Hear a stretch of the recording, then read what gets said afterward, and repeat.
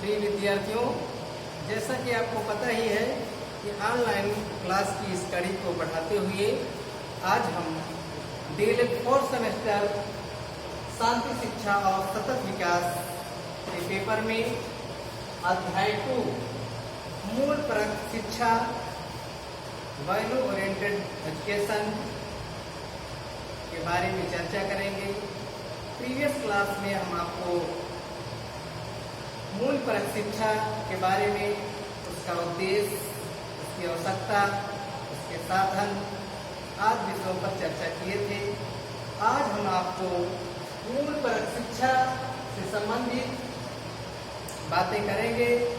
यहाँ पर मूल्यों के विकास में परिवार की भूमिका, मूल्यों के विकास में विद्यालय की भूमिका, मूल्यों के विकास में समाज की भूमिका तो हम आज देखेंगे।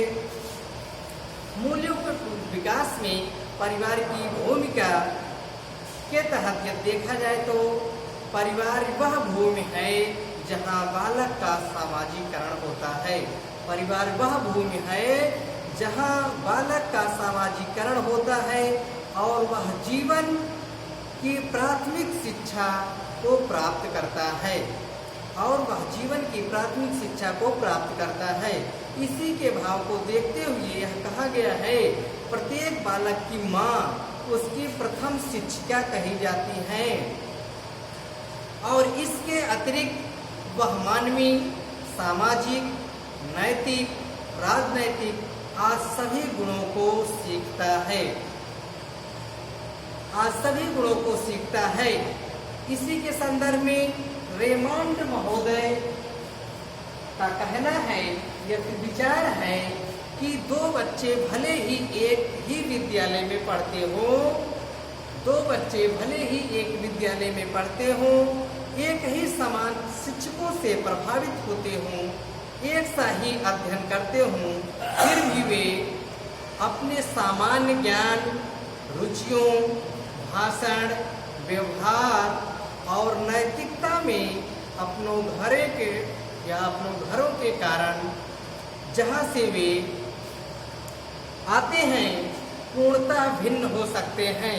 यहाँ पे कहना यह है कि बच्चे एक ही परिवेश से, एक ही विद्यालय में, एक ही गुरुजनों के माध्यम से चीज़ें सीखते हैं, लेकिन उनका रुचि जो है, उनका व्यवहार जो है, उनका ज्ञान जो है, उनका नैतिकता की चीज़ें पूर्णतः भिन्न हो सकते हैं।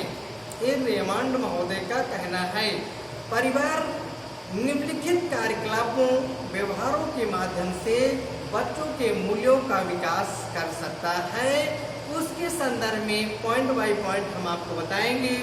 पहली पॉइंट यह है कि माता पिता परिवार के पर्यावरण को उन्मुख बनाकर बच्चे के मूल्यों का विकास कर सकते हैं। और सेकंड क्या है, माता पिता बच्चों को मूल आधारित कहानियाँ पढ़ने तथा सुनने के लिए अवसर प्रदान करें या अवसर उपलब्ध कराएं, यह उनकी नैतिक जिम्मेदारी है। तीसरा पॉइंट यहाँ पे आए, माता पिता की अपनी मानसिक, बौद्धिक तथा भावात्मक बनावट होती है, उसके अनुसार उनके विचार, आदर्श और आकांक्षाएं, उनके परस्पर संबंध और व्यवहार, उठने बैठने का तौर तरीका, बोलने चालने का वेशभूषा और खाने पीने के तौर तरीका, आज सब प्रत्यक्ष या अप्रत्यक्ष बच्चे के ऊपर प्रभाव पड़ता है। माता पिता का उनका पारिवारिक जो संस्कार है, उनका जो पारिवारिक व्यवहार है, वो मूलतः बच्चों के व्यवहार पर अवश्य ही पड़ता है। और माता पिता तथा परिवार के अन्य सदस्यों का व्यवहार, आचरण एवं क्रियाकलाप उचित रूप से प्रस्तुत होना चाहिए या प्रस्तुत करना चाहिए, क्योंकि बच्चे अनुकरण करते हैं, बच्चे में अनुकरण की क्रिया होती है और जो भी उनके सामने बात किया जाए, जैसे कथनी और करने में अंतर नहीं होना चाहिए, क्योंकि बच्चे पर इसका इफेक्ट पड़ता है, इसका प्रभाव पड़ता है। तो मूल्यों के विकास में माता पिता को चाहिए कि बच्चों को सामने जो आदर्श प्रस्तुत करें उसमें बहुत ज़्यादा या फिर कहा जाए तो कथनी और करने में अंतर नहीं होना चाहिए। मूल्यों के विकास में विद्यालय की भूमिका को हम देखें तो रॉबिन्सबरो के अनुसार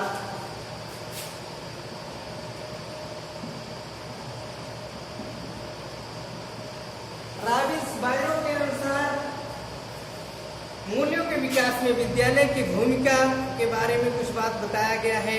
इनका कहना है कि विद्यालय में मूल्यों के विकास के दो प्रमुख आधार हैं।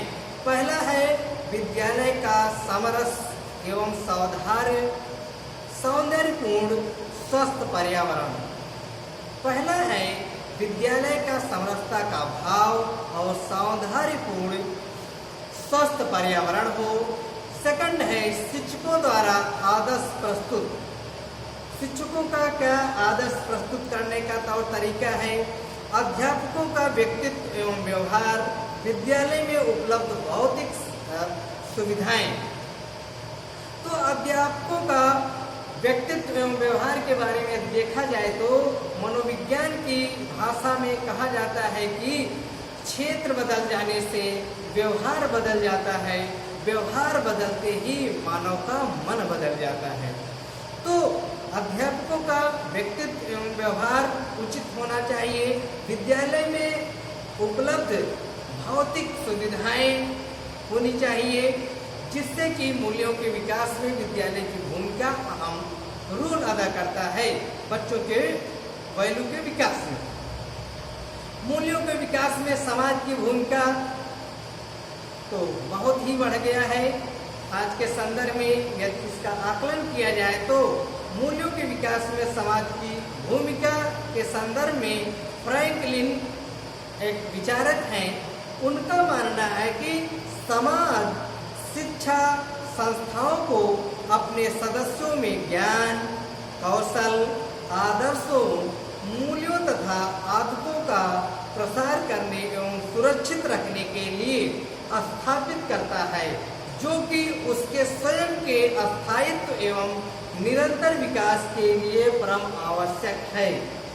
ये बात फ्रैंकलिन एक विचारक हैं, उनका मानना है मूल्यों के विकास में समाज की भूमिका के रूप में। और अटावे के अनुसार एक विचारक हैं अटावे, उनके अनुसार समाज शिक्षकों से भरा हुआ है। समाज शिक्षकों से भरा हुआ है। वे सब जानबूझकर और चेतन और एवं अचेतन रूप में व्यक्तित्व के पूर्ण विकास की महत्वपूर्ण भूमिका अदा करते हैं। पर्सनालिटी की विकास के लिए महत्वपूर्ण भूमिका शिक्षकों का है अटावे के अनुसार। अटावे के अनुसार व्यक्तित्व के विकास के संदर्भ में, बच्चे के सामाजिक विकास के संदर्भ में इनका मानना है समाज शिक्षकों से भरा हुआ है और वे सब जानबूझकर और चेतन और अचेतन, कॉन्शियस, सबकॉन्शियस या अनकॉन्शियस रूप में व्यक्तित्व के पूर्ण विकास की महत्वपूर्ण भूमिका अदा करते हैं। तो वैल्यू एजुकेशन, मूलभूत शिक्षा, वैल्यू ओरिएंटेड एजुकेशन में आपको हम मूल्यों के विकास में परिवार की भूमिका और विद्यालय की भूमिका और समाज की भूमिका के बारे में आपको हमने आज बखूबी बताया है। कल हम आपको इसके संबंधित बातें बताएंगे। धन्यवाद।